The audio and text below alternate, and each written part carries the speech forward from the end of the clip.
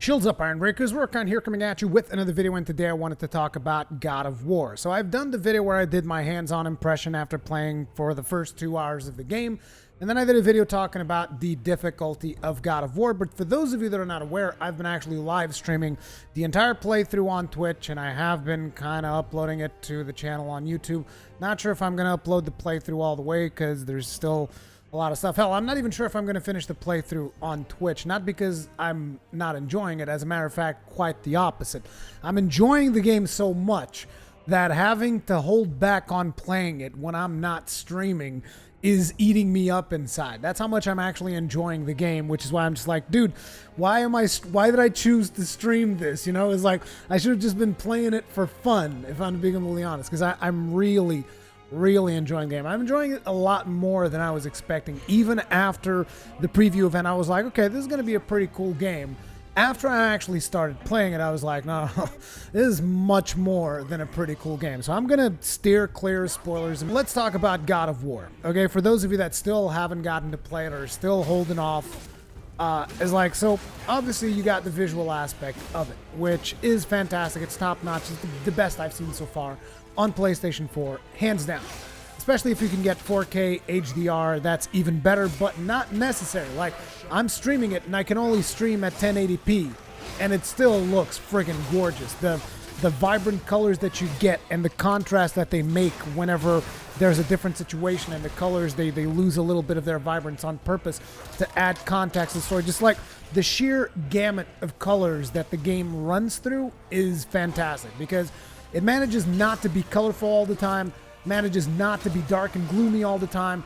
It manages to strike what I like to call that special contrast, which is it manages to invoke certain feelings on you depending on what has happened, and doing it through the colors, through the visuals, through the detail on those visuals. By the way, the level of polish that I have seen visually in the game is insane, okay? And to top that off, they also have fantastic animation. The animation is just on a completely different level. Like, forget about it. Like, sometimes you'll get something that might glitch here and there, which happens on every game, let's be honest, you know? And I'm not saying that's happening all the time. I'm saying, like, every now and then you might see one of those glitchy animations, but like 99.99% of the time the animations are top-notch, some of the best that I have seen. Okay, so you got good visuals, fantastic visuals even, fantastic animation.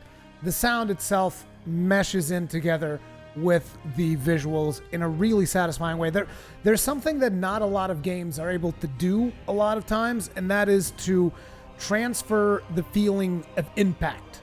Okay? Not every game is able to really, like, show you something like this. Like, you know, like where you can feel the impact. Not a lot of games can, not every game can do that. Like, sure, a lot of games can do it. Some games do it better, some games do it worse, but God of War manages to really bring a meaningful impact whenever you are doing some of those crazy animations, like the troll takedowns or something. Whenever you're doing one of those, like, you can really feel Kratos' punches in the head of the friggin' troll. And the way that the troll animates in his head just kind of bounces back and forth depending on what the hell just happened is amazing. And that happens with pretty much every enemy that you fight. And while we're on the subject of the visuals and the story of it, because before we get to combat, because I got a lot of stuff to talk about combat as well, before we get to that part, I wanted to briefly touch on the story again. No spoilers, but the story up until the point that I've played it has not only been a really interesting story, because again, like I said, for those of you that still don't know, this actually follows, it takes place after God of War 3, because a lot of people think, oh, it's a reboot, remake, whatever, maybe it's a completely different. No, this takes place after God of War 3. I've mentioned this pretty much in all of my videos, and it starts with a lot of intrigue, because you're like, how is Kratos here? What has happened? And it still hasn't answered that. Like, right now, I'm about a little bit over 10 hours, but probably 1 or 2 hours I've spent just, like, going over and killing the same monsters multiple times. And I will tell you why when we get into combat. But the story so far has been not only just interesting, but it hit very close to home. Because, I mean, being a father myself, and I think this is actually a metaphor that Santa Monica was doing. At least I definitely felt a metaphor in there. Whether or not it was intentional, I actually don't know. But there is a metaphor here for parents that happen to work in the gaming industry. At least that's kind of the way that I feel it. And again, I could be wrong, but like there's a specific scene. Again, I'm not going to go into details, but let's just say it's when Kratos steps into the light. Okay? That's like nobody has any idea what the fuck that means unless if you've played the game and if you've gotten to that point. But that moment when Kratos steps into the light, a couple of things happen. And again, if you're a father and you work long hours, which is definitely the case if you happen to be working in the gaming industry, there's just a lot of feels that will come up in what happens during that scene. Very powerful, very, very powerful scene. Like I was completely blown away by how deep that was. Okay, there was just like something very, very special there, and I'm really enjoying exploring that father-son dynamic and how it's been playing out throughout the whole game. So the story so far, I'm really enjoying it. And then there's the other thing, which is usually heavy narrative games like this. They very rarely manage to grab me by their combat or their gunplay or something like that. Like, sure, Uncharted has really solid gunplay, and that's cool, but it doesn't really grab me as much as the visceral melee combat of God of War. Now, that was actually another game that also grabbed me quite a bit with its combat mechanics, which was Horizon Zero Dawn. Really enjoyed that game because it reminded me a lot of Monster Hunter, how you took down the machines and stuff.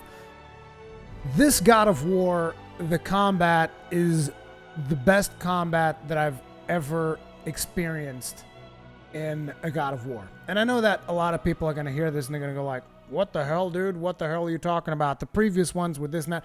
It's like, look, I enjoyed the previous God of Wars, but to me, the previous God of Wars, and again, I'm not the best God of War player out there, but to me, the previous God of Wars involved a lot of button mashing. Whereas in this God of War, the combat is really like, no, listen, we're going to slow the pace a little bit, and the combat's going to be a lot more deliberate. It's going to be with a lot more strategy. There's a lot more emphasis on every single swing of the axe and how you actually use the kid in combat, because there's a real dynamic there. You know, it's not just like, oh, I'm going to take a couple of shots every now and then. No, his shots actually matter. Like, if you manage to interweave his shots appropriately between the combos that you yourself are dealing, you're able to much better increase the stun gauge. You're able to distract enemies, create openings for yourself, which then you can exploit with different combat styles. And speaking of which, up until the point that I've played the game, you can't actually just like, oh, I'm gonna get everything on the tree. Like, I believe now that I've played enough of the game, I think that by the time you get to the end of the game, you will be able to get every single skill available, which is, to be honest, as you guys know, not really something that I'm that keen on. You know, I really like when there is a limited amount of skill points, because then I can actually hash out different builds and figure stuff out and how I actually like to play. That's just my personal play style when it comes to video games. I mean, you just look at my channel, there's like 10,000 mixed sets for Monster Hunter World, which is just something that, you know, I like having that limitation so that then the build that you choose actually matters. But the interesting thing is, up until when you get to whatever post-game content there is, because I don't know yet at this point, because again, I can only play whenever I'm live streaming, so I'm a little bit limited there. But up until you get to that end game, your choices are going to matter. And someone who's focused more points, like say going down the Axis skill tree, is going to have a completely different playstyle from me, which, as you guys can imagine, I put up most of my points down into the shield tree, which is freaking fantastic, by the way. Just like, again, and it provides you with very different abilities that you eventually at the end you're going to get all of them, but up until you get to the end, we're going to be seeing a lot of different play styles. Some might be more effective, some might be less effective, but ultimately it all kind of comes together to really make this very nice and satisfying combat experience. And depending on the difficulty that you've chosen, it can also be a very challenging experience as well. Like me myself playing on Give Me a Challenge, like that's the perfect difficulty for me, to be completely honest, because it still allows me to go out of my way looking for challenges every now and then, because there are these things throughout the world called rift tears, and whenever you encounter one of these, usually a really powerful enemy comes out, and you can go away, go do something else, and then come back when you have more powerful gear, or you can face off against those enemies. Like earlier today, I spent like an hour facing off against 2 enemies because they were 4 levels above me. That meant that every single hit was a one-shot.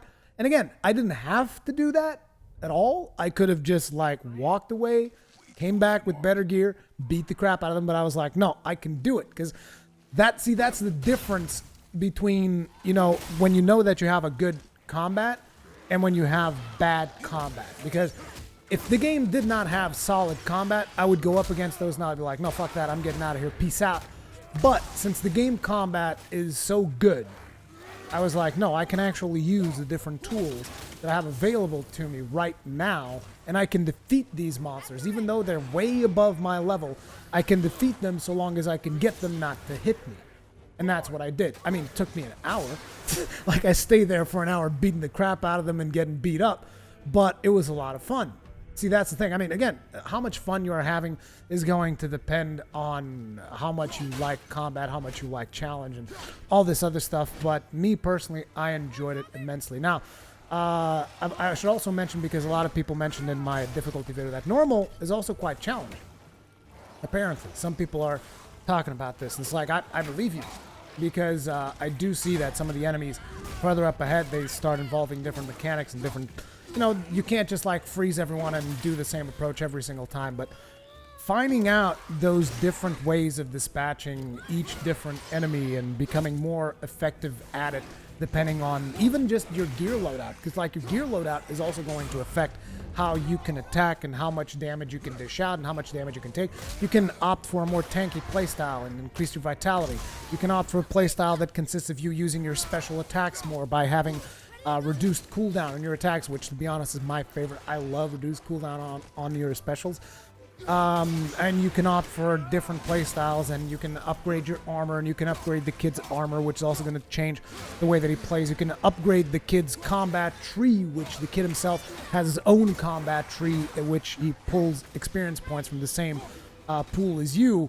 And it's just, again, I cannot emphasize how good the combat feels for a narrative-driven game, which to me is not something that happens that often. As a matter of fact, the game has only now really started opening up a little bit and allowing me to do some of the side content, because up until this point it's kind of been a little bit linear. And it turns out the game is not as linear as I initially thought. Like, I kept saying, oh, it's kind of like The Last of Us, do this, that. But I got to this point in the game where it really started opening up a bunch of branching paths and just telling me, hey, you go do you. I still wouldn't necessarily call it open world, but it is more open world-ish, I guess.